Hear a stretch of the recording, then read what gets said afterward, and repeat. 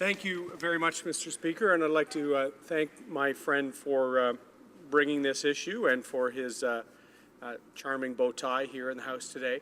I'm wondering whether he might comment about the troubling practice where sometimes people will judge a practice or a cultural element of a society like the seal hunt in Newfoundland and Labrador without having even appreciated or visited or gotten to know the people who engage in that traditional practice, whether First Nations or whether Newfoundlanders and Labradorians. We all remember the cases with celebrities coming onto ice floes and not even sure what province or part of the country they were in, yet they were condemning the practice that has been a livelihood for people for generations. Would the member care to comment on how debates like this in the chamber can actually allow for a thoughtful discussion about how a diverse country like Canada has these unique traditions, heritages that should not be condemned by people that don't even know the people or the practices at issue?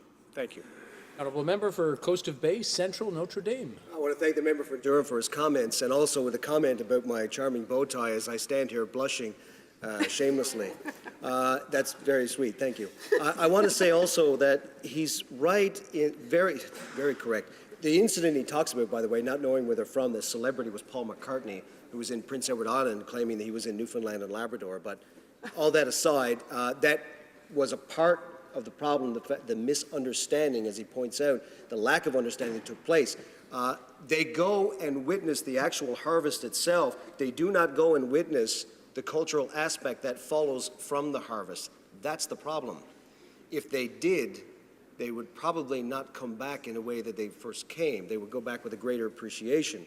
I think about a former Governor General who took part in the eating ceremony of the seal meat. It was really something at the time. And I wish that these celebrities would do that. But of course, a lot of people will say that politicians from Quebec or Newfoundland and Labrador, it's easy for them to be in favor of the seal harvest because it's a popular thing. But in Europe, it's a popular thing to be on the other side of the argument.